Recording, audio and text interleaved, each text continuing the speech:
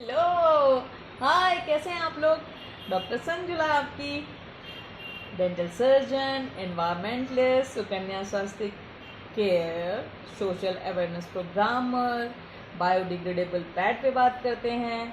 बहुत सारे वीडियोस बना चुके हैं आप लोग के लिए।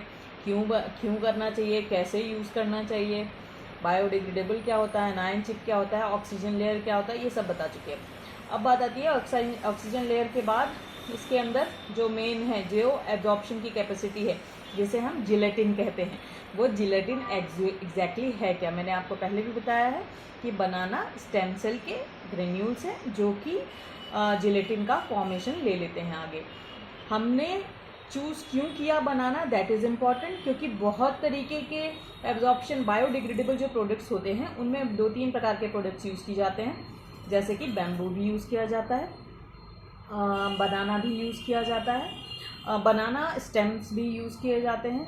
तो हमारा पर्पज़ क्या है बनाना के पीछे का, उसके बारे में हम डिस्कशन करेंगे। और बनाना ही क्यों यूज़ किया है, क्योंकि पहली चीज़ तो हमारे देश में ना बहुत बनाना होता है, तो पहला हमने देश को बचा लिया। कैसे बचा लिया, एनवायरनमेंट सेव किया ना।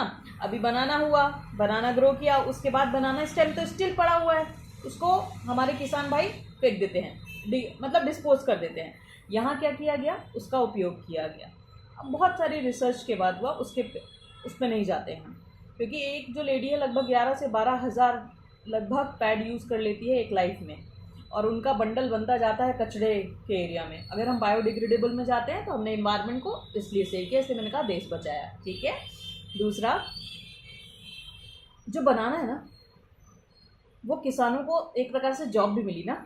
जॉब कैसे मिली, अभी हम उनसे अगर बनाना स्टेम ले रहे हैं तो वो जैसे वो डिकम्पोज कर रहे थे, हम उसे क्या कर रहे हैं, उसके पैसे दे रहे हैं, ठीक है। दूसरा, तीसरा, बायोडिग्रेडेबल है ही, वो तो है ही, उसमें तो कोई दो बात ही नहीं है। तीसरा, इसकी एब्जॉर्प्शन कैपेसिटी बहुत अच्छी है, बहुत अच्छी तरीके से इसकी एब्जॉर्प्शन, इसकी टेंसाइल स्ट्रेंथ बहुत अच्छी है, इसमें बायोडिग्रेडेबिलिटी बहुत अच्छी है। तो बहुत सारे प्रोडक्ट्स हैं, बहुत सारे इसके उस पर नहीं जाते हम कि क्या क्या है, बट टेंसाइल स्ट्रेंथ और ये सब बहुत अच्छी है, इस कारण हमने बनाना यूज़ किया।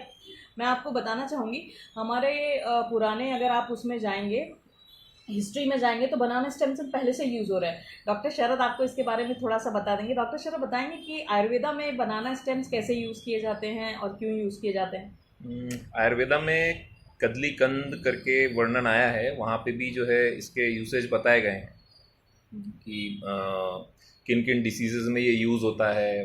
तो उसमें जिस पर्पज से आपने पैड बनाया है वो चीज़ भी उसमें जो है मेंशन है कि वहाँ पे भी जो है उसको exactly that was I am saying कि हमारा आयुर्वेद पहले से ये चीज़ बोलता आ रहा है कि बनाना फाइबर जो होता है या स्टेम सेल्स जो होती हैं, उनमें जो सूडो स्टेम होता है बनाना का, वो मल्टीपल उसमें यूज़ आता है। उसी तरह से यहाँ पे क्या बात करते हैं, जो बनाना होता है यूजली बनाना स्टेम सेल्स जो होती हैं वो यूजली क्या करते हैं, मेंस्ट्रुअल साइकिल में, मतलब महीने की जो मासिक धर्म है उसको रेगुलेट करने में, हार्मोन्स को रेगुलेट करने में फीमेल के बहुत बड़ा रोल प्ले करते हैं, क्योंकि उसमें B6 होता है।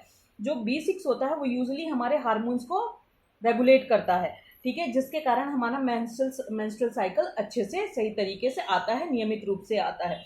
बहुत सारे इसके और भी कारण हैं, डायूरेटिक्स भी है, BP भी कंट्रोल करता है, स्किन में भी इसका इम्पॉर्टेंट रोल है, इस हेयर्स में भी इम्पॉर्टेंट रोल है। तो बनाना ऑलरेडी इतने सारे मल्टीपल बेनिफिट्स के साथ है, इसलिए इसमें बनाना जो जेल है जो ग्रेन्युलर फॉर्म में आ जाता है, तो उसके कारण उसको फिर हम यूज़ करते हैं, और वो हमारे लिए हार्मोन्स रेगुलेट करने में मदद करता है। मतलब एक तो एब्जॉर्प्शन कैपेसिटी हो गई, ऑलरेडी हमारे आयुर्वेदा कह रहा है कि वो हार्मोन्स रेगुलेट करता है, तो रिप्रोडक्टिव सिस्टम में बहुत ही बड़ा इंपॉर्टेंट रोल है मेंसेस को रेगुलेट करने में, ठीक है। तो one thing with multiple benefits. Thank you.